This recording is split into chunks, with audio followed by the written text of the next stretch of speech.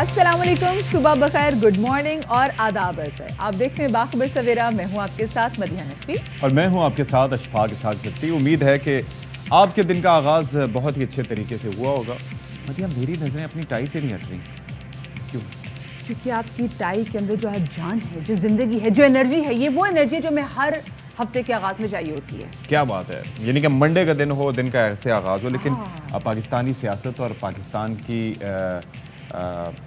एक बड़ी नामवर शख्सियत परवेज़ मुशर्रफ साहब, जो कि सदर पाकिस्तान भी रहे और इसके साथ साथ वो बावर्दी सदर भी रहे, चीफ़ एग्जीक्यूटिव भी रहे, आर्मी चीफ़ भी रहे एक साथ, और वो बिलाखिर खालिक हकीकी से जा मिले हैं। 6-7 साल वो खासे अलील रहे और एक ऐसी बीमारी थी उनको कि जिसका कोई क्योर नहीं था। यस, वेरी बहुत यूनिक उनको डिज़ीज़ थी। खैर जी, अल्लाह पाक उनको गरीक रहमत करे। और क्योंकि उनकी दुबई से उनके जो जस्ते खाकी है उनको पाकिस्तान लाया जाएगा, उस हवाले से तैयारियां भी मुकम्मल कर ली गई हैं। और शो के दरमियान में भी हम आपको गाहे बगाहे इस हवाले से आगाह भी करते रहेंगे, अपडेट करेंगे। मौसम वाह वाह वाह वाह वाह वाह, कराची में तो इतनी गर्मी है, इतनी गर्मी में आपको बता नहीं सकते हो। मुझे सबसे ज़्यादा कराची में गर्मी आने का दुख इसलिए सती साहब कि पंखे चलना शुरू होंगे और लिटरली आप इतना बुरा हाल था कल भी कि ऐसा लगता है कि AC चलाए बगैर गुजारा नहीं है। और अगर AC चला लिया जाए तो फिर बिल। मैं मदिया नकवी के सर्दी के हवाले से जो बातें करती हैं उस पर अक्सर बेशतर उनसे मुत्तफ़िक़ नहीं होता, लेकिन आज सुबह T-शर्ट वाली हाल था, यानी कि T-shirt, nothing all, no fleece, no अपर, किसी चीज़ की ज़रूरत नहीं थी। फ्लीस?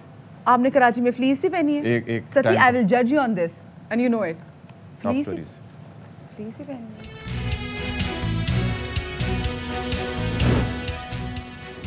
PTI की जेल भरो तहरीक की तैयारियां कप्तान पुरज़्म, खिलाड़ी भी डट गए। वफाकी वजीर दाखिला राना सनाउल्लाह कहते हैं, आप जेल भरो तहरीक शुरू करें, इलाज मैं करूंगा।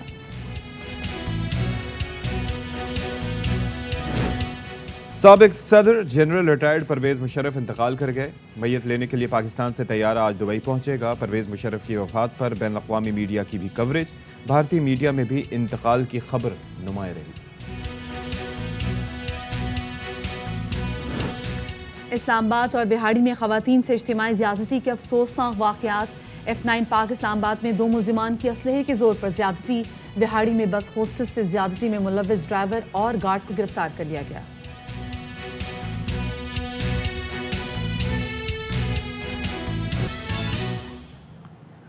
जी, तो शो के आगाज़ में सबसे पहले बात करेंगे हम टर्की की, जहां पर आज सुबह ज़लज़ले के शदीद झटके महसूस किए गए। और अगर आपको हम रेक्टर स्केल पे इसकी शिद्दत बताएं तो इसकी शिद्दत बेपनाह थी। इसकी शिद्दत थी 7.8। और ना सिर्फ टर्की में बल्कि इस ज़लज़ले की वजह से और ज़लज़ले के जो झटके हैं वो कब्रस, यूनान और उर्दन और साथ में लेबनान में भी इसके झटके महसूस किए गए हैं। अभी तक तो जो इब्तिदाई मालूमात आई हैं उसमें यह है कि जी कि 10 लोग जाँ बहक हुए हैं इस शदीद ज़लज़ले की वजह से। और ये भी साथ में कहा जा रहा है, प्रेडिक्ट किया जा रहा है कि जो उसकी शिद्दत थी, जिस तरीके से इमारात जो है मुनज़्ज़म हुई हैं, लग रहा है कि ज़्यादा जानी नुकसान का ख़दशा यहाँ पर मौजूद है। जी जनाब, तो अब ये सिलसिला है कि ये आप देखिए कि वहाँ पर आई एम श्योर कि जो इमारात होंगी उनकी कंस्ट्रक्शन का मयार भी थोड़ा सा बेहतर होगा, लेकिन ये जनूबी इलाका है और इसकी जहाँ पर जिस शिद्दत का ज़लज़ला है उसमें कई फैक्टर्स होते हैं। एक तो फैक्टर ये है कि इसकी ज़मीन में गहराई कितनी है, दूसरा ये है कि 7.8 शिद्दत का अगर ये ज़लज़ला है तो इसका दौरानिया कितना था। तो ये काफ़ी सारे फैक्टर्स होते हैं कि जो कि मैटर करते हैं। तो अमेरिकन जियोलॉजिकल सर्वे के मुताबिक ये डिटेल्स अभी तक जारी की गई हैं। तबाही हुई है जिसके मनाज़िर आप अपने टेलीविज़न स्क्रीन्स पर देख सकते हैं और ये बहुत शदीद ज़लज़ला होता है। 10 की शिद्दत का ज़लज़ला हो तो दैट इज़ डिज़ास्ट्रस, 9 का हो, 8 का हो तो डेविस्टेटिंग, और ये भी डेविस्टेटिंग में आता है। 6 से नीचे के शिद्दत के ज़लज़ले जो होते हैं वो अमूमन इतने तबाहकुन नहीं होते, लेकिन पाकिस्तान जैसे मुल्क के लिए 6 शिद्दत का ज़लज़ला भी काफ़ी है, अगरचे कि उसकी दौरानिया खासा तवील हो और वो शैलो हो। और पाकिस्तान में जो 2005 में ज़लज़ला आया था तो वो तो 7.1 या 7.5 के दरमियान की शिद्दत का था, लेकिन उससे बहुत तबाही हुई थी। तो अल्लाह ताला यहाँ पर ये जो तुर्किया में ज़लज़ला आया है उससे लोगों को महफूज रखे।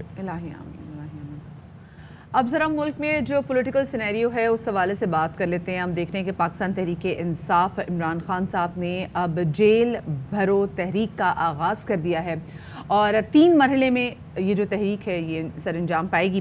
پہلے مرحلے میں تو ہوگا یہ کہ جی جو بڑے ہیں، جو قائدین آ جاتے ہیں پارٹی کے سینئر رہنما، وہ جائیں گے. پھر اس کے بعد جو رکن ہے پارٹی کے جو کارکن ہیں وہ، اینڈ دین تیسرے مرحلے میں یہاں پر پھر جو ہے وہ عوام آ جائے گی. اور سب سے سوال اب یہاں پہ یہ ریز کرنا ہے کہ کیا جیل بھرو تحریک جو ہے وہ کیا افیکٹو ثابت ہوگی. تو یہ یہاں پہ بڑا پہلے تو خان صاحب نے کیا کہا اس جیل بھرو تحریک سے متعلق، یہ آپ کو سنواتے ہیں. تو دوسری جانب ہم دیکھ رہے ہیں کہ مریم نواز صاحبہ جی وہ بھی اب تابڑ توڑ قسم کے جواب دے رہی ہیں. ایک عرصے تک تو وہ خاموش رہی ہیں، 4 مہینے وہ گئی جا کے یو کے رہ کر ہیں. اس کے بعد پھر جنیوا سے وہ سرجری بھی کرا کر ہیں جو وہ واپس آئی ہیں. اور اس کے بعد جب عمران خان صاحب نے اسپیسیفکلی یہ اعلان کیا اپنی جیل بھرو تحریک کا، تو مریم نواز صاحبہ کہہ رہی ہیں جی کہ ہماری آنکھیں بھی دیکھیں گی، حساب بھی ہوگا اور سزا بھی ملے گی. جو 4 سال کہتا تھا کہ سب کو جیلوں میں ڈالوں گا، آج کہتا ہے آؤ جیلیں بھریں. کہتا تھا سب کو رلاؤں گا، آج خود رو رہا ہے. اس کے ساتھ ساتھ رانا ثناء اللہ صاحب نے بھی دھمکی دی ہے. انہوں نے کہا کہ آپ جیلیں بھرو تحریک شروع کرو، علاج میں کروں گا. جی جناب، تو یہ اب صورتحال ہے. تو اس کے لیے کیا تیاریاں ہیں بات کر لیتے ہیں. ہمارے ساتھ موجود ہیں پاکستان تحریک انصاف کے رہنما صداقت علی عباسی صاحب. عباسی صاحب، very good morning to you ji. اور آج کل تو صبح و شام آپ ہی نظر آتے ہیں اپنی جماعت کا جو ہے وہ نظریہ بیان کرتے ہوئے. یہ جو ابھی جیل بھرو تحریک ہے یہ شروع ہونے جا رہی ہے، تو آپ تیاریاں مکمل ہیں اس سے متعلق؟ جی بہت شکریہ اور صبح بخیر آپ کو بھی، آپ کے ناظرین کو بھی. جہاں تک کوئی جیل بھرو تحریک ہے یا کوئی سیاسی تحریک ہے، تو ہم آپ کو پتہ ہے کہ پچھلے تقریباً 9.5 مہینے سے فل فلیج تحریک میں. اس میں ہمارے اسمبلی کے استعفوں سے لے کے تو آج دوبارہ کاغذات نامزدگی جمع کرنے تک بھی 9.5 مہینے کا سفر ہے.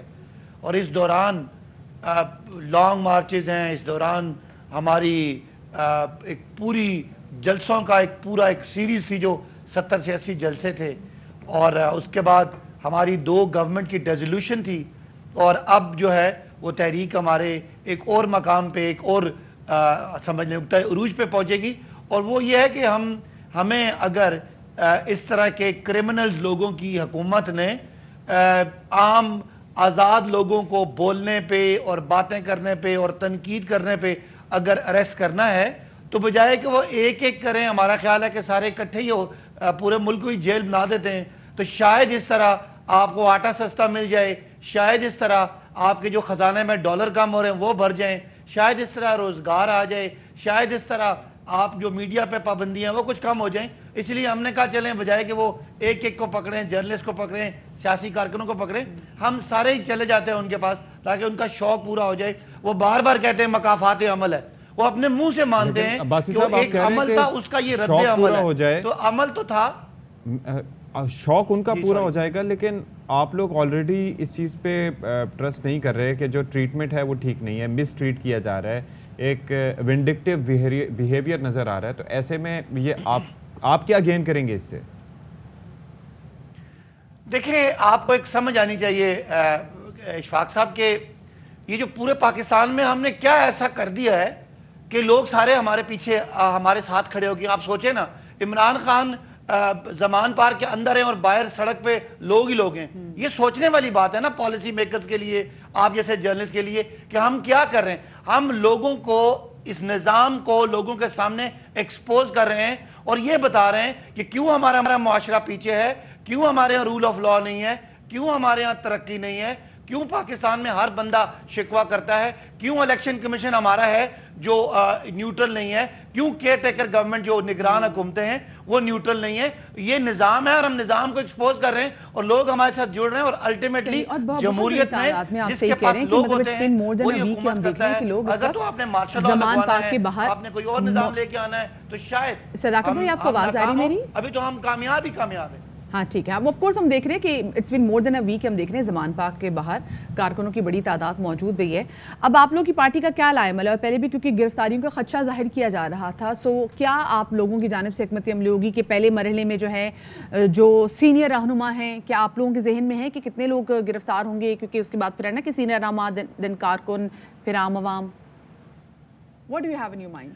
دیکھیں نا وہ کہتے ہیں نا ستمگر آ ہنر آزمائیں تو تیر آزما ہم جگر آزمائیں. وہ ظلم و ستم کے ذریعے لوگوں کے اوپر چوروں کو مسلط کرنا چاہتے ہیں اور ہم خود پیش کر رہے ہیں اپنا سینہ کہ ٹھیک ہے جی آپ ہمارے عام لوگوں پہ ہماری جرنلسٹ پہ نہ جائیں ہماری خواتین پہ نہ بغاوت کے مقدمے بنائیں. ہم جوان لوگ ہم لیڈر لوگ اویلیبل ہیں ہمیں اریسٹ کریں اور اگر آپ کی اچھی بات ہے صداقت مجھے اچھا لگا ایک بار میسج اچھے لگ رہے ہیں ہم حاضر ہیں. اچھا مجھے ذرا یہ بتائیں کہ پھر آپ ساتھ میں وہ جو ہے رانا ثناء اللہ صاحب وہ آپ کے ڈاکٹر بننے کو بیٹھے ہوئے ہیں وہ کہہ رہے علاج ہم کریں گے تو آپ نے سوچا ہے کہ ان کے علاج کا کاؤنٹر کیا ہے آپ کے پاس؟ دیکھیں نا وہ ہمارا علاج کریں یا نہ کریں ہم تو سمجھتے ہیں کہ ہمارے پہ ایک پرچہ اور بھی ہونا چاہیے اشفاق صاحب کہ ہمیں فحاشی پھیلانے کا پرچہ ہونا چاہیے.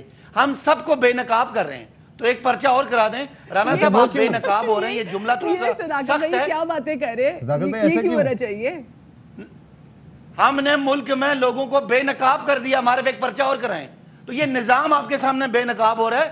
یعنی لوگ جن کا کام آپ کو تحفظ فراہم کرنا ہے آپ کے جمہوری انسانی حقوق کا جس نے دفاع کرنا ہے وہ کہتا ہے آؤ میں آپ میرے پاس آؤ جیل میں آپ کو یعنی اپنی جو ریاستی طاقت ہے اس سے آپ کو کرش کروں گا. تو سسٹم بے نقاب ہو رہے ہیں نا ایک پرچہ ہم پہ اور کرا دیں ہم نے سسٹم کو برہنہ کر دیا. عباسی صاحب بات تو آپ کی ٹھیک ہے لیکن نقاب اتارنے میں اور کپڑے لانے میں بڑا فرق ہے تو there is a difference. تو اللہ نہ کرے کہ نقاب اتارنا جو ہے نا وہ صرف چہرہ بے نقاب کرتا ہے ہم ان کو پورا بے نقاب کر رہے ہیں آپ کے سامنے یہ کیا ہے ان کی اصلیت کیا ہے تو آپ اس کو جس طرح مرضی لے لیں. الفاظ کو میرے ہو سکتا ہے کوئی آپ کے اس کے مطابق نہ ہو لیکن مقصد یہی ہے کہ ہم پہ پرچے کرا رہے ہیں نا توہین الیکشن کمیشن توہین وزیر تو ایک توہین نظام بھی کرتے ہم نے پورے نظام کو آپ کے سامنے کر دیا. نہیں اللہ کرے کہ یہ نظام کوئی رہ نہیں گیا کہ جو سامنے نہ آیا ہو. اچھا اب ذرا یہ بتائیں کہ جو باتیں ہو رہی ہیں نا کہ یہ تیاریاں جو وہ کر رہے ہیں دیکھیں 25 مئی کا وہ بار بار حوالہ دیتے ہیں پھر مریم نواز صاحبہ نے جس طرح سے کہا کہ اب یہ دھاڑے مار مار کے رو رہے ہیں پھر پہلے مرحلے میں ایک مرکزی قائدین تمام چلے جاتے ہیں اندر ٹھیک ہے اور اس کے بعد پھر ارکان پارلیمان اور سارے کے سارے تو پھر عوام کو اینڈ میں لیڈ کرنے کے لیے باہر کون رہے گا ان کو گائیڈ کرنے کے لیے کون رہے گا؟ آپ دونوں ینگ جرنلسٹ ہیں میں آپ سے سوال کرتا ہوں اعظم سواتی کو آپ نے اریسٹ کر کے اس کی سیاست کم کی ہے کہ زیادہ کی ہے سوچئے گا. بالکل. فواد چودھری کو اریسٹ کرنے سے پہلے اور اریسٹ کرنے کے بعد فواد چودھری کا سیاسی قد بڑا ہے کہ کم ہوا ہے مجھے بتائیے گا. لیکن اس میں ایک چیز ہے پہلو یہ ہے کہ باہر آواز اٹھانے کے لیے لوگ بیٹھے تھے لیڈرشپ بیٹھے تھی جو بات کر رہے تھے کہ ہاں جی اس کو اٹھایا تو کیوں اٹھایا. یہاں پر اگر ٹاپ ٹیئر لیڈرشپ پہلے مرحلے میں اندر چلی جائے گی تو پھر کیا ہوگا؟ اگر یہ 70s 80s اور 90s ہوتا تو اشفاق میں آپ کی بات مان لیتا. یہ وہ ہے جدھر آج ہماری 20 وائسز ہیں اگر ہم 20 اندر جائیں گے تو 2000 وائسز ہیں اور 2000 اندر جائیں گے تو 2 لاکھ لوگ جو ہے وہ آزاد ہو گئے ہیں. لوگوں کے پاس سوشل میڈیا کی پاور ہے اور اس کو بالکل میں کہتا ہوں کوئی بھی انڈرمائن نہ کرے.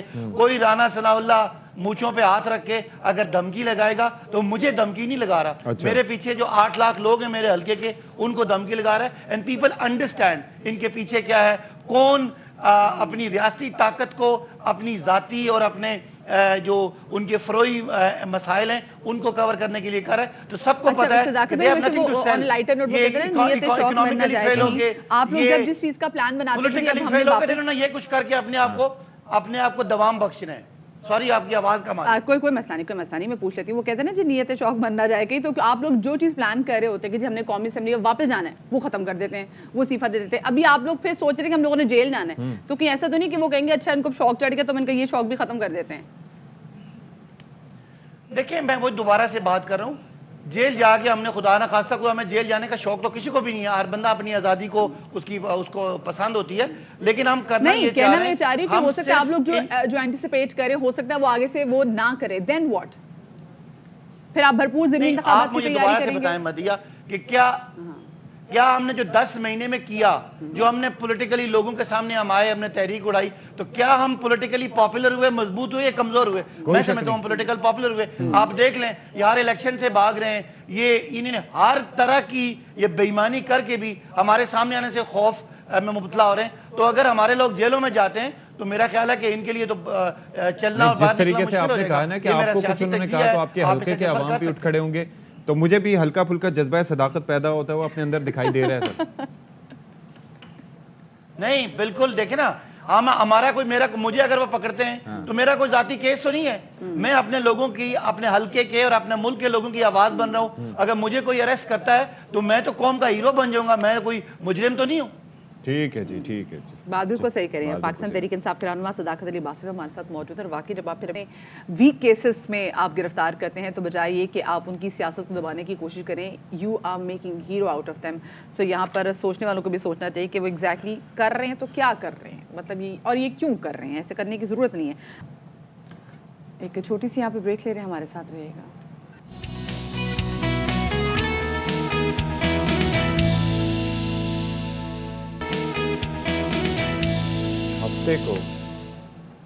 ہفتے کے دن اسلام آباد میں ایک واقعہ پیش آیا جس نے سب کو ہلا کر رکھ دیا. F9 پارک میں ایک لڑکی کے ساتھ ریپ کیا گیا جبکہ وہ اپنے ایک ساتھی کے ساتھ وہاں سے گزر رہی تھیں, تو جنگل میں لے جا کے گھسیٹا گیا, پھر انہیں اس طریقے سے گھسیٹا گیا, تشدد کا نشانہ بنایا گیا, گن پوائنٹ پہ اس کے ساتھ ریپ کیا گیا. پہلے تشدد کیا, پھر زیادتی کا نشانہ بنایا, پھر اس کے کپڑے پھاڑ کے اس کے کپڑے دور پھینک دیے اور اس لڑکی کو بھی درخت کے پیچھے پھینک دیا تاکہ وہ وہاں سے کہیں جا نہ سکے. ایک طرف ہم یہ سچویشن دیکھ رہے ہیں اور دوسری جانب ہم دیکھ رہے ہیں کہ وہ مسافر بسیں جس میں خاتون ایئر ہوسٹس ہوتی ہیں, کس طریقے سے اس میں خاتون ایئر ہوسٹس معاف کیجیے گا بس ہوسٹس کو, معاف کیجیے گا دوبارہ سے میں کہوں گی, بس ہوسٹس کو زیادتی کا نشانہ بنائے گئے. کیسے وقت میں جب مسافروں کو تو اتار دیا گیا اور اس کے بعد جب وہ بس کو لے کے جا رہے تھے اسٹینڈ پہ, تو جو بس کا گارڈ تھا اس نے اور جو بس کا ڈرائیور تھا اس نے اس بس ہوسٹس کو اس بس میں جہاں پہ وہ اپنی ڈیوٹی سر انجام دیتی تھی اسی بس میں اس کا ریپ کیا گیا. خیر اس ڈرائیور کو اور جو گارڈ تھا اس کو تو گرفتار کر لیا گیا, لیکن یہ کوئی پہلا ایسا واقعہ نہیں ہے جو ہم آپ کے ساتھ شیئر کر رہے ہیں. اور ہمارا دکھ یہی ہے کہ کیوں یہ آخری ایسا واقعہ نہیں بن جاتا جو ہم آپ کے ساتھ شیئر کریں, اور کیوں نہ ایسے ریپس کو, ایسے لوگ کہ جن کا بیک گراؤنڈ ایسا, ان کو ایسے کیفرے کردار تک پہنچایا جائے اور ایک کیپٹل پنشمنٹ ہو تاکہ لوگ اس سے عبرت حاصل کریں. بیکاز یہاں پر مسئلہ یہ ہے کہ پیپل تھنک کہ they'll get away with that, اور یہ بتایا یہ جاتا ہے کہ جو F9 پارک ہے یہاں پر اسی طرح کا ایک واقعہ ماضی میں بھی ہو چکا ہے, اور اگر اس واقعے کے بعد کارروائی اس طرح کی جاتی تو پھر ایسے واقعہ دوبارہ نہ ہوتا. پھر ظاہر ہے کہ اتنا سیف سٹی کا تذکرہ کیا جاتا ہے, کیا ہے اور کہاں پر ہے وہ سیف سٹی؟ اسلام آباد کے سیف سٹی میں جو واقعات ہو رہے ہیں اس پر بات کر لیتے ہیں. ہمارے ساتھ موجود ہیں سماجی رہنما ڈاکٹر فرزانہ باری صاحبہ. فرزانہ باری صاحبہ, ایک عرصے سے ہم آپ کو دیکھتے ہیں کہ آپ ایسے واقعات پر آوازیں بلند کرتی ہیں جب بھی اس طرح کا کوئی واقعہ رونما ہوتا ہے, لیکن لگتا یہ ہے کہ ہمارے میڈیا کے بولنے سے بھی یا پھر سماجی شخصیات کے بولنے سے بھی کانوں پہ جو نہیں رینگتی. ابھی یہ سیف سٹی یعنی کہ اسلام آباد ایک مثالی شہر جس کو کہا جاتا ہے کہ چپا چپا وہ جو ہے CCTV کیمروں کی نظر میں, لیکن وہاں پر اس طرح کا واقعہ ہو جانا, کیا کہیں گے آپ؟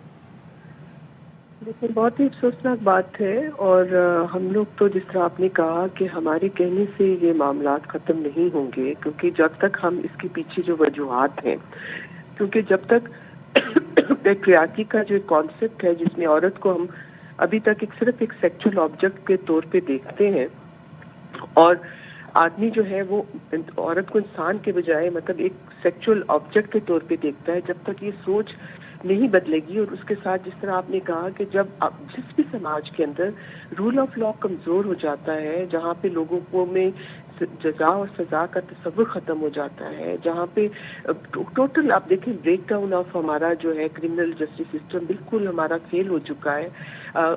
خاص طور پہ خواتین اور ولنریبل لوگوں کے ساتھ جو جرم اور جرائم ہوتے ہیں ان میں سزائیں نہ ہونے کے برابر ہیں. تو ایسے سماج میں جہاں پہ پیٹریارکی میں ایک طرح سے عورت کو آپ نے ایک سیکس سمبل کے طور پہ ہی جو ہے وہ پورا سماج اس کو انسان کے بجائے ایک سیکس کے طور سمبل کے طور پہ دیکھتا ہے, سیکس آبجیکٹ کے طور پہ دیکھتا ہے. وہاں پہ جب قانون کمزور ہو جاتا ہے, رول آف لا ختم ہو جاتا ہے, ریٹ آف دا گورنمنٹ نہیں رہتی ہے, تو وہاں پھر آپ دیکھیں کہ اس طرح کے جو سیکچول کرائمز ہیں وہ بہت تیزی سے بڑھتے ہیں. اور یہ آپ کو معلوم ہے کہ جو F9 پارک میں پہلے جب واقعہ ہوا اس کے باوجود وہاں پہ نہ تو اگر آپ دیکھیں پراپر لائٹنگ سیکیورٹی گارڈ مطلب وہاں پہ اب انہوں نے اس کو پرائیویٹائز کیا ہے. لوگ انٹر ہوتے ہیں ان سے پیسے لیے جاتے ہیں. اس کے باوجود وہاں جو پارک کی مینجمنٹ ہے انہوں نے وہاں سیکیورٹی کے لیے کوئی بندوبست نہیں کیا. وہ اتنا بڑا پارک ہے وہاں جگہ جگہ پہ سیکیورٹی پارک ہے جہاں پہ سیاح جو ہیں وہ جاتے ہیں. اور کہنے کو تو ہم ایک ہمارے اسلامک اسٹیٹ ہے لیکن اسلامک اسٹیٹ میں کیوں وہ سزائیں نہیں دی جاتی؟ اگر بہت ساری چیزوں میں بات کرتے کہ جی اس چیزوں کے امپلیمنٹیشن ہونی چاہیے یہ چیزیں امپلیمنٹ کریں تو سزائیں بھی وہ امپلیمنٹ کر کے کیوں نہیں دیکھتے یہ لوگ تاکہ ان کا کلا کما ہو ان کو کیفری کردار تک پہنچایا جائے سبق ملے لوگوں کو. الٹیمیٹلی آپ دیکھیے نا اسٹیٹ اور اسٹیٹ کے انسٹیٹیوشنز کے اندر بھی وہی پدر شاہانہ سوچ اور وہ ایک جو جینڈر کے حوالے سے جو ہے نا کوئی سینسٹیوٹی نہیں ہے. اسی لیے آپ دیکھیں کہ پولیس کبھی ٹھیک طرح سے کیسز کو رجسٹر نہیں کرے گی. اس کی انویسٹیگیشن پراپر طریقے سے نہیں ہوگی. جب اس طرح کے جرائم ہوتے ہیں اس میں کسی ایویڈینس کو پراپر طریقے سے اکٹھا نہیں کیا جاتا اور پھر ججز آرام سے ان مجرموں کو چھوڑ دیتے ہیں کہہ کے کہ جی پراپر وہ نہیں تھا. تو یہ پورا نظام جو ہے اس کے اندر جو مسائل ہیں جس کی وجہ سے ہم یہ دیکھ رہے ہیں کہ سزائیں نہیں ہوتی ہیں اور پورا ایک ڈومینیشن ہے. دیکھیں مردوں کا ایشو نہیں ہے کہ میل ڈومینیشن ہے ہمارے انسٹیٹیوشن کے اندر لیکن اگر ان کا مائنڈ سیٹ بہت پیٹریارکل اور پدر شاہانہ ہے تو پھر اس طرح کے یہاں سے فضانہ صاحب اندازہ لگائیں نا وہ جب آپ نے جینڈرز کی بات کی تھی تو یہاں پر جو جس کا ریپ ہوا ہوتا ہے لوگ اس کو معاف نہیں کرتے. ہاں پر جو ریپسٹ ہوتا ہے نا اس کو کہیں نہ کہیں معافی ضرور مل جاتی ہے. دیکھیں ایک تو ہمارا یہ بھی ہے کہ ہمارے ہاں جو پبلک آؤٹریچ ایک تو یہ ہے نا کہ سزائیں نہیں ہو رہی ہیں اور اس میں کرمنل جسٹس سسٹم ہمارا اس کا جو ہے وہ ذمہ دار ہے لیکن ہم ایز اے سوسائٹی کیا آؤٹریچ ہے ہمارا. آپ دیکھیں کہ انڈیا میں جب ایک لڑکی کا ریپ ہوا تھا بس میں پورا انڈیا جو ہے وہ لوگ باہر نکل آئے تھے اور انہوں نے قانون تک وہاں پہ پھر اس میں ان کو تبدیل کرنا پڑا. لیکن فرزانہ باری صاحبہ لیکن ابھی بھی ہم دیکھتے ہیں کہ وہاں پر اس کے واقعات رہتے ہیں. ظاہر ہے کہ یہ ساؤتھ ایشیا ہے سوسائٹی. میں کہنے کا صرف مقصد یہ ہے دیکھیں وہاں انڈیا میں بھی ظاہر ہے عورتوں کے خلاف بہت وائلنس ہوتا ہے. میرا کہنے کا مقصد یہ ہے کہ جو ایک پبلک آؤٹریج ہونا چاہیے جو پبلک میں غصہ ہونا چاہیے. دیکھیں جو پبلک اسپیس ہے خاص طور پہ بسوں میں آج تو پاکستان میں عورتیں جو ہے آپ دیکھیں جگہ جگہ پہ عورتیں گھروں سے باہر نکل کے کام کر رہی ہیں. کام مجبوری میں بھی کرتی ہیں اور بائی چوائس بھی کرتی ہیں. اگر ہم پبلک اسپیسز کو محفوظ نہیں بنائیں گے تو پھر یہ تو ایک خوف پیدا ہوگا نا. پاکستان ویسے ہی آپ دیکھیے اکنامکلی کدھر جا رہا ہے. اگر آپ نے پاکستان کی جو 49% عورتوں کی آبادی ہے اس کو اگر آپ نے اتنا انسیکیور کر دیا کہ وہ پبلک اسپیسز میں اس وجہ سے وائلنس کے خوف سے باہر نہیں نکلیں گی تو پاکستان کی ترقی میں آپ دیکھیں گے ہم بہت پیچھے چلے جائیں گے. تو یہ ایسے کیسز ہیں کہ اس کے اوپر بہت ہمیں یہ اب دیکھیں یہ لوگ اگر پکڑے گئے ہیں اب آپ دیکھیں گے اب سال اس میں سزائیں نہیں ہوں گی اور لوگ اور بار بار جب خواتین کو عدالت میں بلایا جائے گا جس قسم کے سوالات ان سے پوچھے جائیں گے تو ایک طریقے سے پھر وہ عورت جو ہیں وہ ہمارے جو وکٹمز ہیں وہ اس ٹراما سے گزریں گے اس پین سے گزریں گے. تو ہمارے سسٹم میں بہتری کی ضرورت ہے اور ایسے مقدمات کا جلد از جلد کوئی حل نکلنا چاہیے. بہت شکریہ جی. فضانہ باری صاحبہ ہمارے ساتھ موجود تھیں اور یہ سمجھ بھی نہیں آتا کہ سچی ہمارے ملک میں اتنے ایسے کیسز ہوتے ہیں اور اللہ کرے ہماری زندگی کے یہ آخری کیسز ہو. تو ایسا لگتا ہے جب میں یہ بات کروں گا تو ہماری زندگی ختم ہو جائے گی لیکن کیسز ختم نہیں ہوگا. قوانین موجود ہیں عمل درآمد نہیں ہوتا. ایک بریک لیتے ہیں بریک کے بعد آئیں گے.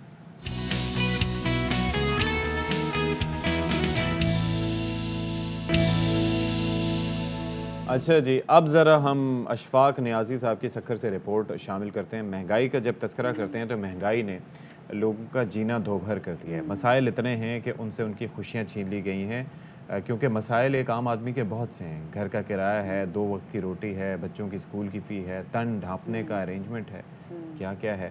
اشفاق نیازی بتا رہے ہیں. جی ایک چھوٹی سی بریک لیتے ہیں, بریک کے بعد ملتے ہیں. اتنی جلدی کیا ہے؟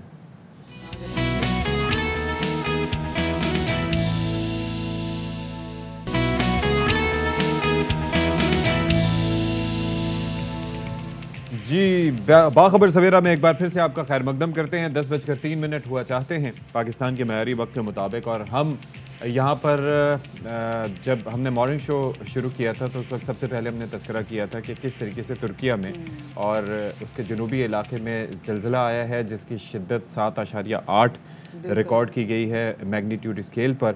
اور ظاہر ہے کہ اتنی شدت کا جب زلزلہ آتا ہے تو ہم نے کافی اسپیکٹس پر اس وقت بھی بات کی تھی کہ زلزلہ گہرائی کیا تھی, اس کا مرکز کہاں تھا اس کا دورانیہ کیا تھا. اب ہمیں پتہ یہ چلا ہے کہ 76 افراد اب تک اپنی زندگی سے محروم ہو چکے ہیں اس زلزلے کی وجہ سے. بالکل جی، بہت بڑے پیمانے پر تباہی ہوئی ہے، اور اگر آپ 7.8 اس کی مومنٹ میگنیٹیوڈ اسکیل پر اگر اس کی شدت آ رہی ہے تو آپ اس سے خود اندازہ لگا سکتے ہیں.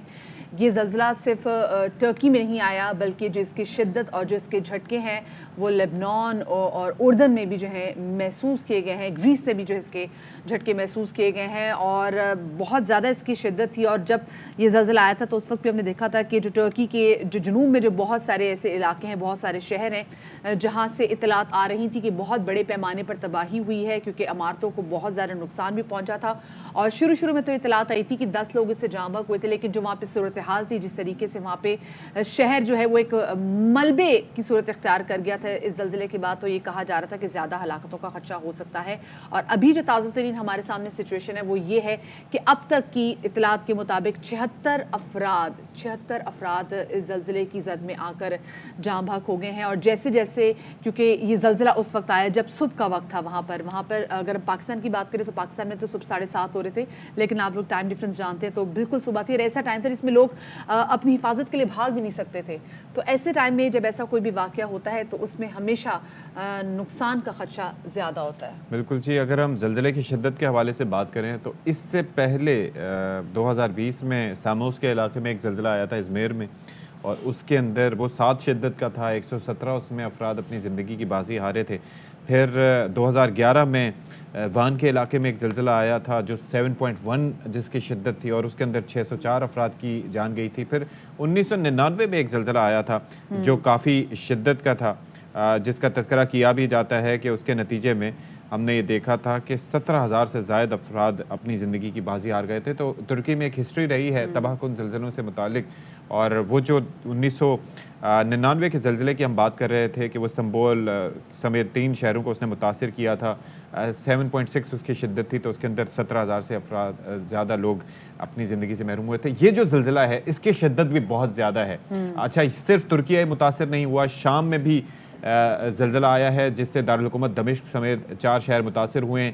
آفٹر شاکس کا سلسلہ بھی جاری ہے جو کہ ایک کامن سا ایک فینومینا ہے، اور یونان، اردن اور لیبنان میں بھی زلزلے کے جھٹکے محسوس کیے گئے ہیں. اور ایک چیز بڑی یہاں پر امپورٹنٹ ہے کہ جب کوئی اسٹرکچر جو زلزلے کی پہلی ویو کے بعد ہل جاتا ہے تو اس کے بعد جب آفٹر شاکس آتے ہیں اور اگر وہ اتنا کمزور ہو جاتا ہے تو پھر اس کے بعد اس کے گرنے کے چانسز کافی ہوتے ہیں. تو زیادہ تر لوگ جو وہاں پر ایک ارینجمنٹس یہ کرتے ہیں حکومتوں کی جانب سے کہ لوگوں کو فوراً ان متاثرہ عمارتوں میں بھیجنے سے گریز کیا جاتا ہے. اچھا، ترکیہ کے جنوبی علاقے میں جو زلزلہ آیا اس سے نیشنل گیس پائپ لائن بھی پھٹ گئی اور اس کی وجہ سے بھی نقصانات ہوئے. اب یہ ٹائم دیکھیں، 4:17 پر صبح یہ زلزلہ آیا، یعنی کہ جب تمام لوگ حالت نیند میں تھے، اور اس وقت زلزلے نے ایک طرح سے انہیں بستروں سے جھنجھوڑ دیا.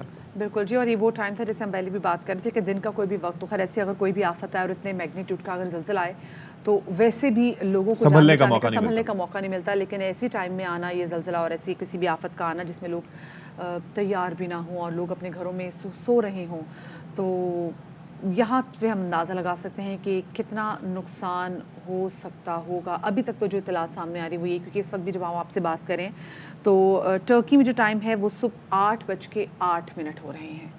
تو 2 گھنٹے جو ہے وہ ٹرکی وہ ہم سے پیچھے. تو آپ خود سوچ لیں کہ اس وقت جب لوگ صبح اٹھے ہوں گے تو ایک تو شوق میں بھی اٹھے ہوں گے، اور جہاں پہ زلزلہ آیا ہوگا وہاں پہ کیا صورتحال ہوگی. تو اللہ کرے کہ کم سے کم نقصان، اور اللہ نہ کرے کہ ڈیتھ ٹول جو ہم نے آپ کے ساتھ شیئر کیا ہے یہ آگے بڑھے. اور جیسے کہ ہم نے بات کی جیسے شام میں بھی زلزلے کے جھٹکے محسوس کیے گئے، دین لیبنان، یونان، اور اس کے ساتھ جو لیبنان، یونان ایک اور تھا وہاں پہ بھی اردن میں جہاں پر یہ زلزلہ آیا ہے وہاں پر اس کا کم سے کم نقصان ہو.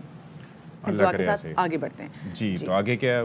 آگے جناب ذرا کراچی کی صورتحال ہے، اور اس پر کراچی میں ہم امن و امان کی صورتحال کے والے سے بات نہیں کریں، نہ ہم کراچی میں بات کریں کہ جہاں پہ اسٹریٹ کرائمز کتنے بڑھتے جا رہے ہیں، ہم اس والے سے بات نہیں کریں. کراچی میں جناب جو یہاں پہ جو سیویج کا پلانٹ لگایا جاتا ہے، ٹریٹمنٹ پلانٹ لگ رہا ہے ضروری ہے. کراچی میں کچرا بڑا سیویج پلانٹ ہونا چاہیے، اچھی بات ہے. ویسے بھی جناب پچھلے تقریباً کچھ دنوں میں اس پلانٹ سے 25 لاکھ روپے مالیت کی ہوئی ہیں چیزیں چوری. اب جو چیزیں چوری میں ذرا آپ کو یہ بھی ہم بتاتے چلیں، آپ کو ذرا سن کے بھی حیرانی ہوگی کہ اچھا ایسی چیزیں بھی ہوتی ہیں. تو جی پلانٹ سے دروازے، پائپ، مختلف واٹر پمپ، اور جو وائرز ہیں वो चोरी हुई, जैसे पिछले दिनों बात नहीं कर रहे थे जो नशई भंगी घूम रहे होते हैं जो चीजें चोरी करते हैं, लेकिन इसके लिए ना थोड़ा बड़ा भंगी कोई चाहिए होता है जी जी, जो ऐसी चोरी करे ना। कौन हो सकता है कौन हो सकता है जिसने ये कार्रवाई की होगी? हम इस पर बात कर लेते हैं। अफजल खान हमारे नुमाइंदे हमें ज्वाइन कर रहे हैं। अफजल, ये कितने दिनों का ये वाकया है और ये कैसे हो गया? क्या कोई गार्ड वगैरह वहाँ पर नहीं होता? किसकी जिम्मेदारी है इसकी सिक्योरिटी देखने की? इसाक, मुनज़्ज़म अंदाज के अंदर ये चोरियां हो रही हैं। पुलिस और ट्रीटमेंट इंतज़ामिया की जो है उसकी नाक के नीचे ये वारदातें मुसलसल हो रही हैं। हालिया दिनों में जो वारदातें हुई हैं उसमें तकरीबन 25 लाख रुपए से ज़ायद मालियत के दरवाज़े, वायर्स, पाइप्स और मुख्तलिफ जो पानी खींचने के पम्प्स हैं वो चोरी किए गए हैं और उनकी बाकायदा इन वारदातों की वीडियोज़ भी मौजूद हैं। इस हवाले से जो ज़राए ने हमें बताया है कि तकरीबन अगर 2.5 साल से देखा जाए तो ये पाक कॉलोनी हारूनाबाद का ये वाटर एंड सीवरेज बोर्ड का ट्रीटमेंट प्लांट है जो कि गैर फ़ाल है और उसकी वजह यही है कि यहाँ पर मुसलसल चोरियां हो रही हैं और अब तक करोड़ों रुपए मालियत की यहाँ पर सरकारी अमलाक को चोरी किया गया है। पुलिस से अगर बात की जाए तो पुलिस का कहना है कि इस ट्रीटमेंट प्लांट की जो हिफाजत है उसके अंदर जो सरकारी अमलाक मौजूद हैं उसकी हिफाजत करना इस इंतज़ामिया की अवलीन ज़िम्मेदारी है। उनको चाहिए कि वो बाकायदा यहाँ पर अपने चौकीदार हायर करें और इसकी हिफाजत यकीनी बनाएं और अगर कोई वारदात हो जाए तो फिर जो इंतज़ामिया है, ट्रीटमेंट इंतज़ामिया है या वाटर एंड सीवरेज बोर्ड के हुक्काम हैं वो इस पे के हवाले से बाकायदा मुकदमा दर्ज कराएं और उसमें मुद्दई भी बने। लेकिन जो वाटर एंड सीवरेज बोर्ड के हुक्काम के साथ हमारी बात हुई तो उनका कहना है कि वारदातों के हवाले से उन्होंने पुलिस को इन्फॉर्म भी किया लेकिन कोई जो है वो कार्रवाई नहीं की गई। ना ही अब तक गुज़श्ता कई जो महीनों से ये चोरियां हो रही हैं उसमें किसी शख्स को पकड़ा गया। ये सामान यहाँ से चोरी करने के बाद करीबी शेरशाह कबाड़ मार्केट है वहाँ पर बेच दिया जाता है और ये सिलसिला रुका नहीं है, ये सिलसिला अब भी मुसलसल जारी है। आज भी हम जब यहाँ पर आए तो उस वक्त भी यहाँ पर कुछ लोग मौजूद थे जो कि मुख्तलिफ पाइप्स को काट रहे थे और वो हमें देख कर यहाँ से भाग गए। तो ना सिर्फ पाइप्स बल्कि मुख्तलिफ कीमती वायर्स, पंपिंग मशीन्स हों या दरवाजे हों। अच्छा ये बताएं अफसल, मतलब पुलिस ये कह रही है कि जो इंतजामिया है वो मुद्दई बनने से इनकारी है, कोई इसकी रिस्पॉन्सिबिलिटी ले रहा है तो रिस्पॉन्सिबिलिटी इसकी लेनी किसने है? अगर ऐसे किसी प्लांट में चोरी हो जाती है और ये तो बड़ा अहम ऐसा नहीं क्योंकि एवी किस्म का प्लांट है तो चोरी होगा, जो चीज़ें चोरी होगी कोई मसला नहीं, लेकिन यहाँ पे अगर चोरी हो जाती चीज़ें तो रिस्पॉन्सिबल फिर कौन ठहराया जाएगा? क्योंकि इंतजामिया तो मुद्दा ही नहीं बन रही केस में। बिल्कुल जो है वो जिम्मेदारी जो है वो लेनी चाहिए, पुलिस को भी लेनी चाहिए और जो वाटर एंड सीवरेज बोर्ड की इंतज़ामिया है उसको भी लेनी चाहिए क्योंकि ये सरकारी अमलाक हैं। उनको वाकई यहाँ पर जो है वो एक चौकीदार हायर करना चाहिए और इसकी हिफाजत यकीनी बनानी चाहिए और कोई वारदातें अगर होती हैं तो फौरी तौर पर पुलिस को आगाह करना चाहिए। लेकिन पुलिस का कहना है कि फौरी तौर पर आगाह नहीं किया गया, सिर्फ एक दरख्वास्त दे दी जाती है और इतनी बड़ी जो है वो बड़ी मशीनरी को यहाँ से कई जो है टनों के अंदर जो है वो चीज़ें होती हैं जो लोग यहाँ से ले जाते हैं, तो इतनी आसानी से कोई आम जो चोर है वो नहीं ले जा सकता। बड़े मुनज़्ज़म अंदाज में चोरी होती है। जो चोर यहाँ पर आते हैं, दरवाजे तोड़ते हैं, उनके पास छेनियाँ होती हैं, हथौड़े होते हैं और वो बाकायदा 80-80 किलो जो है वज़नी दरवाजे और मुख्तलिफ जो पाइप्स और मशीनरी है वो यहाँ से ले जाते हैं। तो इतनी आसानी से कोई आम चोर जो है वो चोरी नहीं कर सकता। बात सुनिएगा, ये जो क्योंकि यहाँ से दरवाजे, पाइप, वायर्स और वाटर पंप चोरी में, जो जिन दरवाजों की आप बात कर रहे हैं जरा इनके हवाले से लोगों को बता भी दें कि ये नॉर्मल दरवाजा नहीं कि ये कमरे का दरवाजा चोरी हो गया है, ये सीवेज प्लांट का दरवाजा है, तो जरा इसके हवाले से बताइए लोगों को। बिल्कुल, ये कोई जब हम दरवाज़ा कहते हैं तो कोई आम छोटा दरवाज़ा नहीं है जो कि बाज़ औक़ात घरों के अंदर होता है। ये सीवरेज प्लांट का बड़ा दरवाज़ा है, आहनी गेट होते हैं और ये कई किलो वज़नी होते हैं। इनको एक आम आदमी या 2-3 आदमी आसानी से जो है वो एक जगह से दूसरी जगह मूव भी नहीं कर सकते। बाकायदा कई लोग आते हैं, उनके पास गाड़ियाँ भी होती हैं और वो इस ना सिर्फ ये दरवाजे बल्कि यहाँ पर जो मशीनरी है उसको भी चोरी करके ले जाते हैं। लेकिन कोई भी इस मामले की रोकथाम के लिए ہے ذمہ داری لینے کے لیے تیار نہیں ہے. سب ایک دوسرے کے اوپر اس معاملے کو ڈال رہے ہیں, اور گزشتہ 2-2.5 سال کے دوران جو ہے وہ کروڑوں روپے مالیت کا سامان یہاں سے چوری ہوا ہے, جس کی وجہ سے جو ہے یہ ٹریٹمنٹ پلانٹ جو ہے وہ غیر فعال ہو گیا ہے. یہ واٹر اینڈ سیوریج بورڈ کا ٹریٹمنٹ پلانٹ یہاں پر بنایا گیا تھا کہ شہر بھر سے جو نکاسی آپ کا پانی آتا ہے اس کو یہاں پر جمع کرنے کے بعد اس کو فلٹر کیا جاتا ہے اور پھر اس کو دریا میں پھینکا جاتا ہے, یا قریب ہی جو گٹر بغیچہ کے نام سے ایک جگہ ہے اس کو بھی جو ہے یہاں سے پانی فراہم کیا جاتا تھا.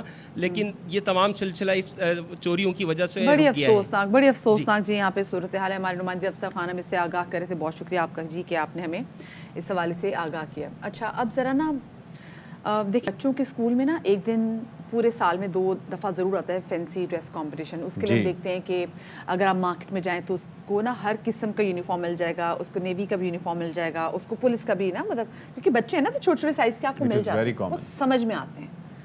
لیکن جب آپ بڑے لوگوں کے حوالے سے بات کریں کہ بڑے لوگوں کے لیے بھی پولیس کا یونیفارم, اور پھر آپ کہتے ہیں جی یہاں پہ کس طریقے سے لوگ نقلی پولیس بن کے لوگوں کو چکما دے دیتے, تو ان کا کیا فینسی ڈریس کمپٹیشن چکما دینا اپنی جگہ یہ جو واقعہ ہے. پھر آپ وہ پشاور بلاسٹ والا انسیڈنٹ دیکھ لیں, جی دیکھیں اس میں اس وقت بھی پولیس کی وردی پہنی ہوئی تھی. آپ کو ایک دفعہ یاد ہوگا کہ خاصا عرصہ پہلے ایک واقعہ پیش آیا تھا جب GHQ پر حملہ کیا گیا تھا, تو اس کے اندر جو لوگ جو حملہ آور تھے انہوں نے بھی پاک فوج کی وردیاں پہن کے وہ اندر داخل ہونے میں کامیاب ہوئے تھے. تو یہ جو اس طریقے سے کامنلی وردیاں مل رہی ہیں یہ نہیں ہونا چاہیے, کیونکہ ظاہر ہے کہ ایک انٹیگریٹی متاثر ہوتی ہے, ایک بڑی ایک ویلیوبل ایسٹ ہوتا ہے. ایگزیکٹلی. مطلب بڑوں کا کون سا فینسی ڈریس کمپٹیشن ہے بھائی کہ اس طرح کی چیزیں جو ہیں وہ اویلیبل ہونی چاہیے, اور یہ آرام سے ستی بات یہ کہ یہ بڑے آرام سے اویلیبل ہے. آپ نے پیچھے تو دیکھا نا کراچی میں بھی ایک ایسا ونگ تھا جو بڑا ایکٹیولی کام کر رہا تھا. وہ کیا کرتا تھا جی, لوگوں پہ FIR کرتا تھا, لوگوں کے اس میں پھنساتا تھا, نقلی تھانہ بھی بنایا ہوا تھا.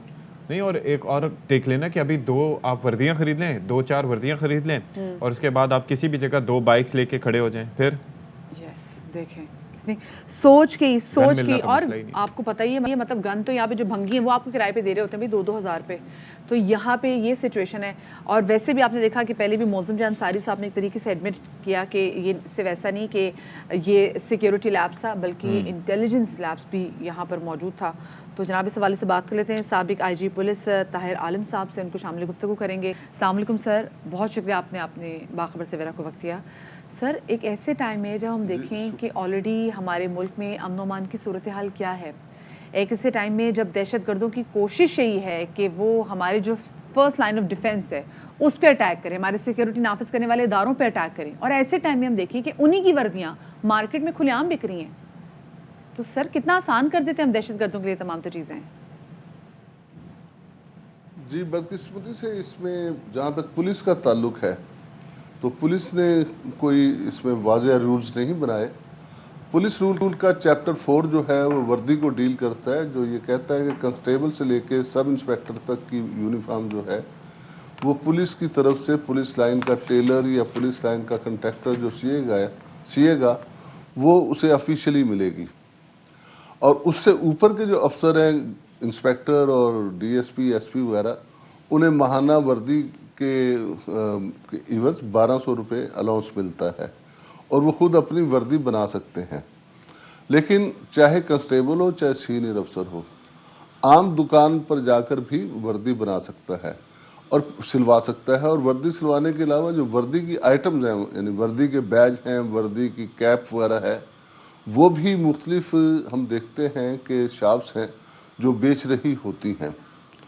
تو نیشنل ایکشن پلان کے دنوں میں اس چیز پر پابندی لگائی تھی کہ بغیر اس پولیس والے کے CNIC کے کوئی شخص یہ وردی فروخت نہیں کر سکتا. لیکن ابھی بہرحال اس طرح کی پابندی نہیں ہے, لوگ پابندی نہیں کرتے اس بارے میں. اچھا, تو پھر اس کے لیے کرنا کیا چاہیے؟ I mean like there has to be a solution for that. میں نے جس طرح سے پہلے تذکرہ کیا کہ ہاں جی کرنا یہ چاہیے. دیکھیں جیسے کہ آرمی نے کر رکھا ہے, آرمی کی وردی آپ نہیں خرید سکتے. اچھا, آپ صرف اگر جوان کو انہیں بھی آفیشیلی وردی ملتی ہے, لیکن اگر اس نے لینی ہے تو وہ CST سٹور میں جائے گا یا ان کے اپرووڈ جو خاص کنٹریکٹر ہیں وہ باقاعدہ طور پر यानी सिलवा तो कहीं से नहीं सकता मासवाए CST स्टोर के। अच्छा। कपड़ा भी लेगा तब भी उसका CNAC वगैरह जो उसका कार्ड है महकमाना वो नोट किया जाएगा। उसके बाद वर्दी की जो आइटम्स लेने जाता है तो वो मखसूस हैं सप्लायर जो वर्दी की आइटम्स देते हैं, उसने बेशक एक बैज लेना हो, एक कैप लेनी हो, उसका नाम और उसका जो कार्ड है महकमाना वो नोट किया जाता है, उसका टेलीफोन नंबर नोट किया जाता है, और फिर बाकायदा आर्मी की जो इंटेलिजेंस वाले हैं वो हफ्ते 5 दिन बाद जाके उन स्टोर से पता करते हैं कि किस किस ने यूनिफॉर्म ली। हमारे यहाँ मैं समझता हूँ पुलिस की को भी अब ज़रूरत है कि वो इसी तरह का एक निज़ाम बनाए, और जितने भी कंट्रैक्टर हैं जितने वर्दी सप्लाई करते हैं उन्हें जो है बिल्कुल इजाज़त ना हो कि किसी भी अननोन आदमी को जो कि पुलिस वाला नहीं है वो वर्दी सप्लाई कर दें। मैं देखता हूँ ये हूँ कि जहाँ पुलिस में आम गिफ्ट वगैरह दिए जाते हैं वहाँ कोई प्राइवेट बंदा आएगा, वो समझता है कि जी वैसे ऐसे पैसे दूंगा अफसर को तो ये बुरा ना मना जाए, तो उसे वर्दी का सेट ला के या वर्दी की आइटम्स कैप शैप ला के दे देगा, और वो जाहिर है ऐसे ही खरीदेगा। एक प्राइवेट बंदा कैसे लेके आ सकता है? बिल्कुल। इसमें एक चीज़ और भी मैं देखता हूँ कि बहुत से जो टेलर्स हैं वो अनअवेयर हैं कानून के मुतालिक कि उन्हें किसी भी पुलिस या किसी भी आर्म फोर्स की वर्दी जो है वो नहीं सी सकते, उन्हें पता होना चाहिए। और ना हमें सिर्फ ये उनकी बल्कि यहाँ पे आगाही ना करनी हमारे क्योंकि चाहिए। बहुत सारे देखिए काली भीड़ अंदर भी मौजूद होती है, तो उनको भी पता होना चाहिए कि कुछ कम से कम भी अमाउंट में वो किसी को अपनी वर्दी किराए पे भी नहीं दे सकते और इस्तेमाल भी नहीं होने देंगे। बहुत शुक्रिया जी साबिक आईजी पुलिस। और फिर जी जी सर, जहाँ तक वर्दी का ताल्लुक है, इसे पहनना जुर्म है।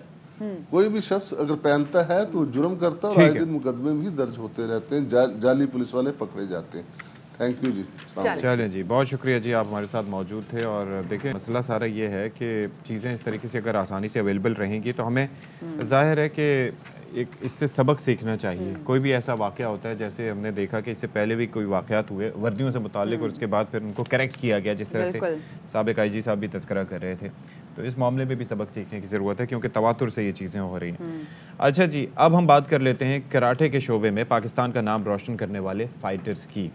तो गुज़श्ता महीने बहरीन में बैनुल-अक़वामी कराटे चैम्पियनशिप मुनक्किद की गई थी और इसमें 10 मुल्कों ने हिस्सा लिया था। और इसमें सबसे अच्छी बात थी, सॉरी आपकी बात कट कर रही हूँ, कि हमारे यहाँ ना उमूमी तौर पे सती ये एक परसेप्शन है कि अगर खातून उनका किसी भी स्पोर्ट से ताल्लुक़ हो, चलें शादी हो जाए, शादी के बाद अगर बच्चा हो जाए, क्योंकि हमने देखा ना कि सानिया मिर्ज़ा ने वो जो मैरी कॉम भी है उनके भी कि आफ्टर बेबी के लोगों को लगता है कि नहीं भी अब तो इसकी बॉडी वैसे उतनी एक्टिवली जो है किसी भी स्पोर्ट में हिस्सा ले ही नहीं सकती। इस पूरे जो है ना परसेप्शन को ब्रेक किया है जो हमारी यहाँ पर ज़ैनब खान है, क्योंकि ज़ैनब जो है जिन्होंने यहाँ पे गोल्ड मेडल भी लिया है इस कराटे में और साथ में इन्होंने फर्स्ट प्लेस ट्रॉफी भी जीती है, ये 4 बच्चों की माँ भी हैं। सो वो जो ख़वातीन ना हम इस वक्त घरों में बैठ के देख रही हैं और आपको ये लगता है कि जी अगर आपकी बच्चा हो जाए तो हाय नहीं हम तो ये चीज़ें कर ही नहीं सकते, तो ये आपके लिए बहुत बड़ी मिसाल है। और इनके साथ हमारे साथ मौजूद हैं वहीद खान, जिन्होंने मर्दों के 90+ कैटेगरी में पहली पोजीशन लेकर दीगर 10 मुल्कों के जो फाइटर्स थे उनको धूल चटा दी। बिल्कुल जी, तो जस्ट इमेजिन कि स्पेशली ज़ैनब के लिए it's a moment of pride for us. हमारे साथ स्टूडियोज़ में मौजूद हैं ज़ैनब खान और वहीद खान, उनसे बात करते हैं। शुक्रिया आप दोनों का आप तशरीफ़ लाए हमारे स्टूडियोज़ में। ज़ैनब, आप जाहिर है कि ये जिस तरह से मदिया तस्करा कर रही थी कि शादी हो गई तो आधी ज़िंदगी वैसे ही ख़त्म, फिर उसके बाद बच्चे हो गए तो जी करियर ही ख़त्म। हाँ, करियर ख़त्म, फोकस सारा उसमें रह जाता है। लेकिन आपने किस तरीके से ये सारी चीज़ें मैनेज की और इसके लिए मोटिवेशन कहाँ से आप लेके आए? बहुत शुक्रिया इनवाइट करने के लिए। एक्चुअली शादी के बाद अमूमन यही देखने में आता है कि सब चीज़ें रुक जाती हैं, स्टॉप हो जाता है, बच्चों को देखें, घर देखें। लेकिन मुझे शुरू से इस चीज़ का जुनून था कि मुझे परफॉर्म करना है, क्योंकि मेरे टाइम पे इतनी अपॉर्चुनिटीज़ नहीं थी लड़कियों के पास जब मैं टीन एज में कर रही थी। और उसके बाद जब शादी हो गई तो वक्तन फ़वक्तन ट्रेनिंग करती रहती थी। फिर मेरे बच्चे जो है वो सी सेक्शन से होते हैं तो वो मुझे उनके बाद भी जो है रोकनी पड़ती थी ट्रेनिंग। मतलब नॉर्मल डिलीवरीज भी नहीं है। फिर जो छोटी बेटी है वो 5 मंथ्स की थी जब मैं वापस आई। मेरे हस्बैंड भी फिटनेस ट्रेनर हैं माशाल्लाह। तो मैंने उनसे कहा कि मैं करना चाह रही हूँ दोबारा से ट्रेनिंग स्टार्ट प्रॉपर, क्योंकि वैसे फिटनेस ट्रेन करने में और फाइटिंग प्रैक्टिस करने में बहुत फ़र्क है।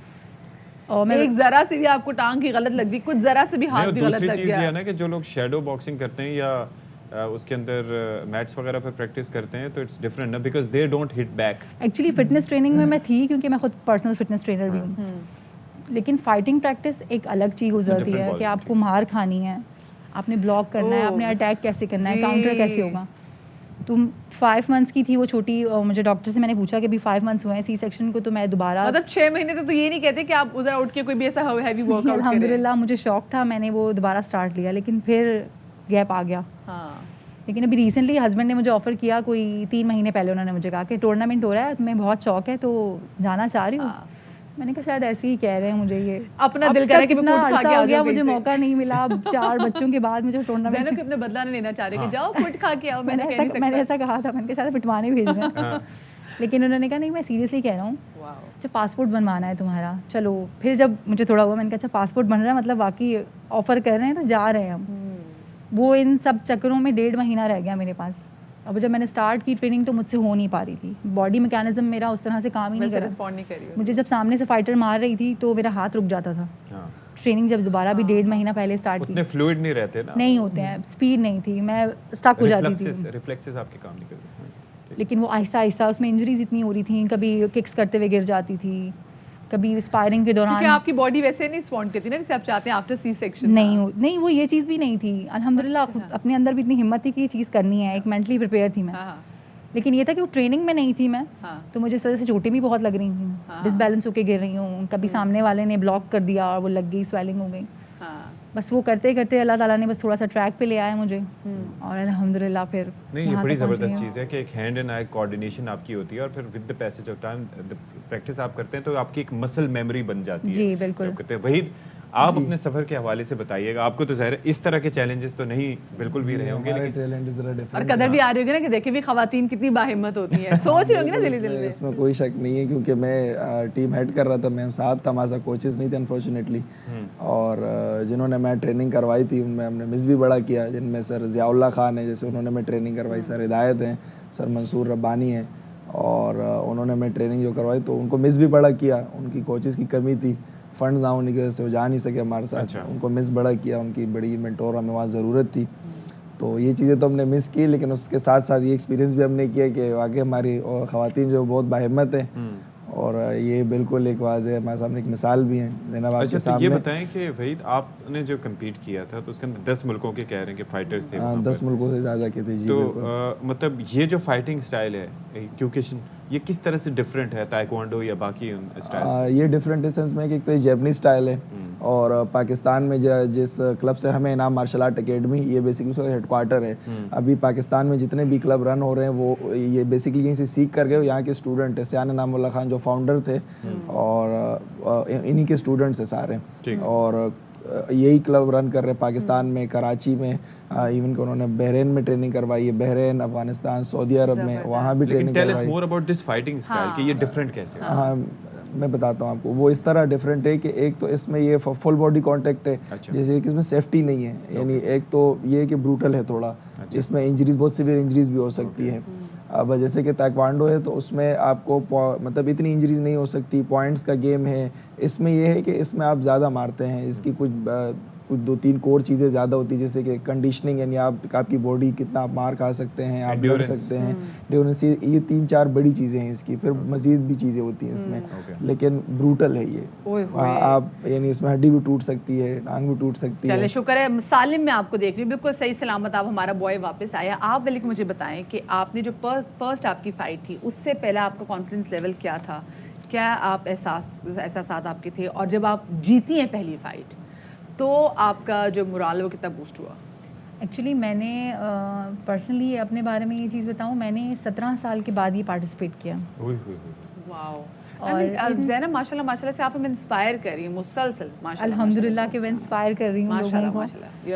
تو میں نے یہ جو میری جرنی تھی اس کو میں امیجن کرتی تھی بیٹھ کے, میں ٹورنامنٹ میں پارٹیسپیٹ کر رہی ہوں, میں جیت رہی ہوں, میں چیمپئن بن رہی ہوں. پھر سب سے بڑی میری چیز تھی کہ میں نقاب کرتی ہوں, تو میں امیجن یہ چیزیں اتنے عرصے میں یہ سوچتی رہتی تھی. پھر مجھے کبھی ایسا لگتا تھا کہ حسرت ہی رہ جائے گی یہ تو, لیکن اللہ تعالیٰ کا بہت کرم ہے کہ انہوں نے مجھے یہ موقع دیا. جب میں وہاں گئی تو ایکچولی میں پہلے بھی بتا چکی ہوئی کہ مجھے -60 میں لڑنا تھا. اچھا. تو مجھے -60 کی ویٹ کیٹیگری میں لڑنا تھا اور مجھے یہی معلوم تھا کہ میں -60 میں ہی لڑوں گی. لیکن جب ہم وہاں پہنچے تو سرپرائزنگلی پتہ چلا کہ آپ اوپن ویٹ میں لڑ رہے ہیں. اچھا. اوئے تو سامنے پتہ نہیں نا. اور یہ بھی نہیں معلوم تھا فائٹر کون ہے. اچھا. پھر اوپوننٹ کون ہے میری. بہت پریشان ہو گئی میں. وحید بھائی تھے اور ٹیم جو فائٹرز گئے ہوئے تھے ساتھ میں ہمارے کہ بھئی یہ کیا ہو گیا. تو کہنے لگے کہ اب تو کچھ نہیں ہو سکتا کیونکہ ڈرا ڈل چکے ہیں, آپ کا نام اوپن ویٹ میں ہی ہے اور اب آپ اوپن ویٹ میں ہی لڑیں گے. بہت گھبراہٹ اس وقت ہو رہی تھی. مطلب ایک مائنڈ سیٹ بنا ہوا ہوتا ہے آپ کا کہ مجھے تو -60 میں لڑنا. اوپن ویٹ کے جو فائٹر ہوتے ہیں وہ جیسے کہ ابھی آپ اگر ہمیں امیجن کریں نا جیسے کہ تو زینب کی ہائٹ اور باڈی دیکھ لیں اور پھر آپ مجھے دیکھ لیں تو اوپن ویٹ جیسے میں اوپن ویٹ کا فائٹر ہوں +90 کا فائٹر ہوں. ہاں پتہ نہیں ہوتا. تو وہ فائٹر جب میں وہاں پہ بیٹھی میرا نام کال ہوا میں جا کے بیٹھی جب میں نے اوپوننٹ دیکھی تو اس لمحے تو مجھے ایسا لگا تھا دل یہاں. اور وہ کون سی ویٹ کی ویسے کیٹیگری میں؟ 120 kg. 120 kg اور آج 60 میں. اور UAE کے کلب سے تھیں وہ. اب وہاں پر کچھ لوگوں سے جب میں نے پوچھا تو بعد میں رشین نہیں ہے. اوئے میں مر گئی. اب وہ وارئر بنی ہوئی پوری, ان کا وہ ہیئر اسٹائل یہ انجرڈ بھی ہوئی تھی. اور انہوں نے جو ہے میں نے جب ان کو دیکھا میں نے کہا یا اللہ میں زندہ واپس چلی جاؤں والی بات تھی. چھوٹا بھائی بیک اپ پہ بیٹھا ہوا تھا مجھے بیک اپ کرنے کے لیے تو میں نے اسے کہا میں اللہ کے حوالے. تو آپ نے کہا ہوگا اس کو ٹچ کر کے بس بھاگنا ہے. نہیں ایکچولی وہ جو تھی اتنا پریشر تھا مجھ پہ ان کا ایک دم سے اچانک سے مجھے یہ پتا چل رہا ہے کہ میں اوپن ویٹ میں لڑ رہی ہوں. پھر سامنے جب انہیں دیکھ رہی ہوں تو بہت ٹال تھی وہ, مطلب ڈبل دا ویٹ. ہاں سامنے جائنٹ لیڈی. رشین تو ویسے بھی ہم دیکھتے ہیں اور وہ جب سامنے سے میرے قریب آ رہی تھی کچھ گیٹ اپ بھی ان کا ایسا تھا وہ وائٹ لینس لگائے ہوئے انہوں نے آنکھوں میں ناگن والے. وہ جو فرسٹ امپریشن تھا ان کا وہ بہت ہارریبل تھا. تو مجھے بھائی کی آواز آ رہی کہ آپ آگے جاؤ آگے بڑھو. کیسے جاؤں؟ تھوڑی دیر کے لیے میں اس کو ابھی ان کو یہی بتا رہی تھی کہ میں پلٹ کے اسے جواب دے رہی تھی کہ میں آگے نہیں جا رہی ہوں. لیکن اللہ تعالیٰ نے خیر ہمت دی اور پھر اسٹارٹ لیا میں نے. اب بس وہ فائٹ اسٹارٹ ہوئی. انہوں نے اٹیک پہلا اٹیک انہیں کا تھا. مجھے ہمت نہیں ہو رہی تھی کہ میں ماروں. فرنٹ کک انہوں نے مجھے ہٹ کی تو میں سائڈ پہ نکل گئی. پھر اس کے بعد جو ہے وہ بیک اپ چل رہا تھا اور اس کو فالو کر رہی تھی کہ آپ نے اٹیک کرنا ہے ابھی اٹیک کرنا ہے. اور بس اس طرح سے کرتے کرتے اللہ تعالیٰ نے جو ہے وہ فرسٹ فائٹ جو تھی میری وہ جتوا دی. وہ اس کے بعد وہ چیمپئن ہے ماشاء اللہ. وہ اسپینش اوپن چیمپئن ہے. انہوں نے بحرین سیکنڈ میں انٹرنیشنل میں انہوں نے پارٹیسپیٹ کیا ہے. مطلب مسلسل. لیکن آپ نے فارمولا کیا رکھا ہے اسٹک اینڈ موو کا؟ اسٹک اینڈ موو نا کیونکہ قریب جاتے کیونکہ اٹیک ان کا پاورفل. فائٹ ہماری لیٹ تھی کیونکہ ہم صبح 8:30 بجے کے گئے ہوئے تھے اور رات کو ہم کوئی 1-2 بجے کافی دیر میں وہاں ویٹ کر رہے تھے. پاکستان کوئی 4-5 بجے جب ہم ہوٹل واپس آئے اور تب تک یہ چل رہی ہوتی ہے. اب آپ جب فائٹ کرتے ہیں انجرڈ ہوتے ہیں تو اس کے بعد پھر آپ کا تقریباً ایک انرجی لیول تو لو ہو چکا ہوتا ہے. پھر اس کے بعد اب دوسری فائٹ کا اس میں ٹائم لگ رہا ہوتا ہے. تو اس طرح کر کے جب تب تک فائنل تک پہنچتے ہیں نا تو آپ انجرڈ بھی بہت ہو چکے ہوتے ہیں. تو وہ 1 گو میں فائٹس ہو رہی ہوتی ہیں ساری؟ 1 گو میں نہیں ہوتی. جیسے ایک فائٹ ہو گئی اب ایک فائٹ کے اندر 3 راؤنڈ ہوتے ہیں. 2-2 منٹ کا راؤنڈ ہوتا ہے. اب اگر آپ کا ایک راؤنڈ برابر ہو گیا پھر دوسرا لڑنا پڑے گا. پھر تیسرے کے بعد پھر ویٹ ہوتا ہے. پھر جس کا کم ویٹ ہوتا ہے وہ جیت جاتا ہے. لیکن اگر آپ کے 1-2 راؤنڈ اب اگر ایک ہے اس کو فائٹر ٹف ملے جیسے ان کو پہلی فائٹر ملی پھر دوسری پھر تیسری. میرے پاس دونوں ہی ماشاءاللہ ٹف تھیں. ہاں تیسری فائٹر جب آپ تیسری فائٹ فائنل لڑ رہے ہوتے تو جو فائنل میں وہ تو فائٹر انجرڈ بہت ہو چکا ہوتا ہے. تو مجھے انجری بھی ہو گئی تھی میری. انہوں نے یہاں نی شاٹ مارا بون پہ تو وہ اس وقت مجھے نہیں فیل ہوا. بعد میں 2 دن تو میں اس کروٹ پہ لیٹ بھی نہیں پا رہی تھی. ہم سب جب رات کو لیکن آپ نے اس کو ہرا دیا الحمدللہ. Zainab you are just brave like your name. ماشاءاللہ ماشاءاللہ. بہت شکریہ جی. ہمارے ساتھ زینب یہاں پر موجود ہمارے ساتھ یہاں پہ موجود تھے. And we are so proud of both of you. یہ ہوتی ہے جناب جی آپ دیکھیں اندازہ کریں وہ ہوتا ہے نا کوئی ویڈیو گیم ہوتا ہے اس میں جو بلا ہوتی ہے وہ اینڈ میں آتی ہے. یہاں پر پہلے راؤنڈ میں آ گئی تھی. خیر شی پلیڈ ویل. اچھا جی ایک خبر ہے یہاں پر لاہور ہائی کورٹ سے متعلق ہم آپ کو خبر دے رہے ہیں. وہ خبر یہ ہے کہ لاہور ہائی کورٹ میں نگراں وزیر اعلیٰ پنجاب کے تقرر کے خلاف درخواست دی گئی. عدالت نے گزشتہ سماعت کا تحریری فیصلہ جاری کر دیا. عدالت نے وفاقی حکومت الیکشن کمیشن سمیت دیگر فریقین کو نوٹس جاری کر دیے ہیں. مزید تفصیلات جان لیتے ہیں. عابد خان ہمارے نمائندے ہمارے ساتھ موجود ہیں. جی عابد. جی بالکل جی. لاہور ہائی کورٹ نے نگراں وزیر اعلیٰ پنجاب کی تقرری کے خلاف شیخ رشید کی جو درخواست تھی اس پر عدالت نے اپنا تحریری فیصلہ جاری کر دیا. اور عدالت نے جو ہے وہ وفاقی اور صوبائی حکومت الیکشن کمیشن سمیت دیگر فریقین کو نوٹس جاری کر دیے. جبکہ اس کے ساتھ ساتھ عدالت نے اٹارنی جنرل اور ایڈوکیٹ جنرل پنجاب کو بھی جو ہے وہ نوٹس جاری کرتے ہوئے جواب طلب کر لیا ہے. عدالت نے اس کیس میں جو ہے وہ ہدایت کی ہے کہ تمام جو رسپونڈنٹس ہیں وہ اپنے وکلا کو 16 فروری کو عدالت کے روبرو پیش کرے. جیسے شاہد کریم نے جو ہے وہ شیخ رشید کی درخواست پر سماعت کی تھی، جس میں شیخ رشید کا یہ کہنا ہے کہ الیکشن کمیشن نے ایک متنازع شخص کو جو ہے وہ وزیر اعلیٰ پنجاب مقرر کیا، جبکہ اس کے علاوہ جو 3 دیگر نام تھے انہیں بغیر وجوہات بتائے ڈسمس کر دیا، انہیں نام مسترد کر دیا، جبکہ ان کا یہ کہنا تھا کہ اس سیٹ پر اگر الیکشن کمیشن نے کوئی فیصلہ کرنا ہے تو صاف ستھری شہرت کے حامل شخص کو ہی لگایا جا سکتا تھا.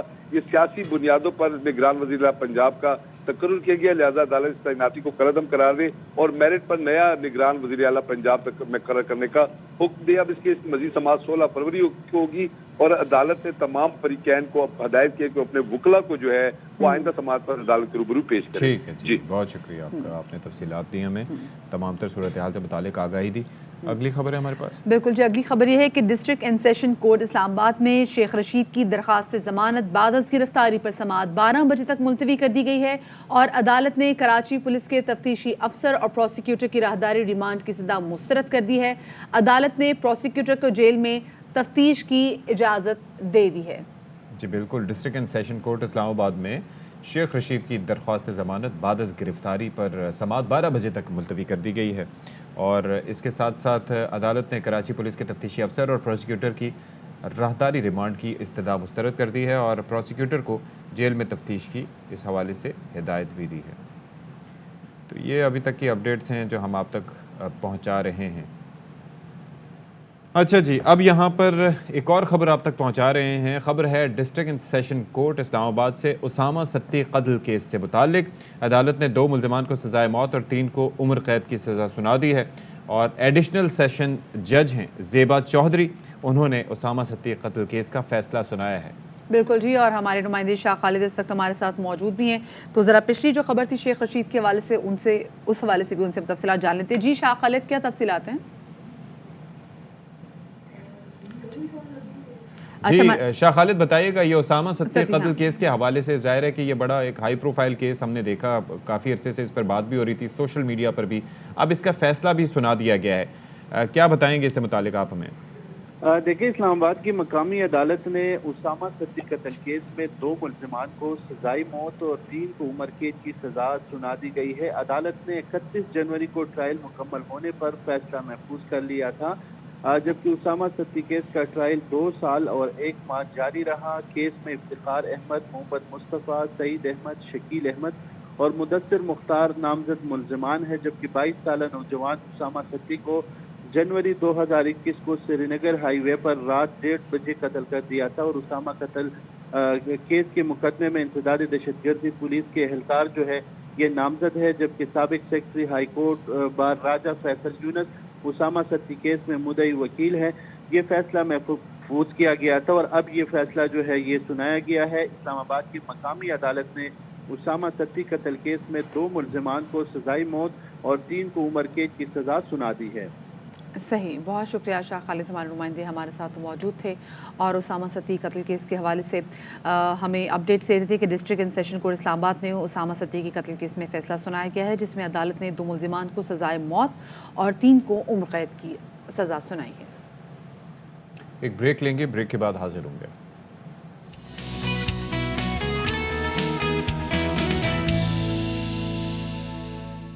ایشیا کپ کا تذکرہ کرنے جا رہے ہیں. ایشیا کپ پاکستان نہیں ہوگا. پاکستان کرکٹ بورڈ اپنے موقف پر ڈٹ گیا جی.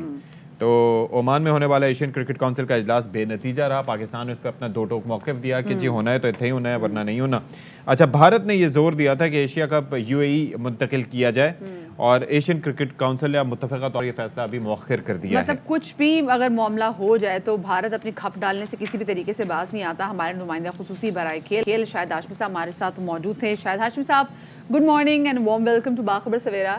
ہاشمی صاحب، پھر کیوں ہو رہا ہے؟ انڈیا تو ہر جگہ وہ کہتے ہیں اپنی روندی مارنے سے ہی نہیں آتا. شکریہ بہت بہت اور صبح بخیر. بالکل ایسا ہی ہے. بھارت کے پاس پیسہ ہے، بھارت کے پاس طاقت ہے، بھارت کے پاس سارے ملکوں کا تعاون ہے.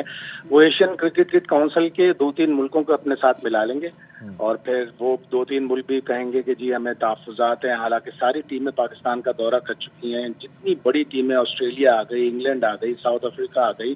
اس کے بعد کوئی جواز نہیں باقی رہتا کہ پاکستان نہ آئے اور ایشیا کپ نہ کھیلے. لیکن بھارت اپنی ہر ٹرمی منوا کر ہی رہے گا اور لیکن اس پہ پاکستان کو پھر فائدہ اٹھانا چاہیے کہ پاکستان ایک بڑی رقم کا مطالبہ کرے کہ ہمیں 4 سے 5 ملین ڈالر ایکسٹرا آپ دیں اور یہ وعدہ کریں، لکھ کر دیں کہ آپ 2025 کی چیمپئنز ٹرافی میں پاکستان آئیں گے، ہمارے حالات بہتر ہیں، اس وقت تک اور مزید بہتر ہو جائیں گے انشاءاللہ۔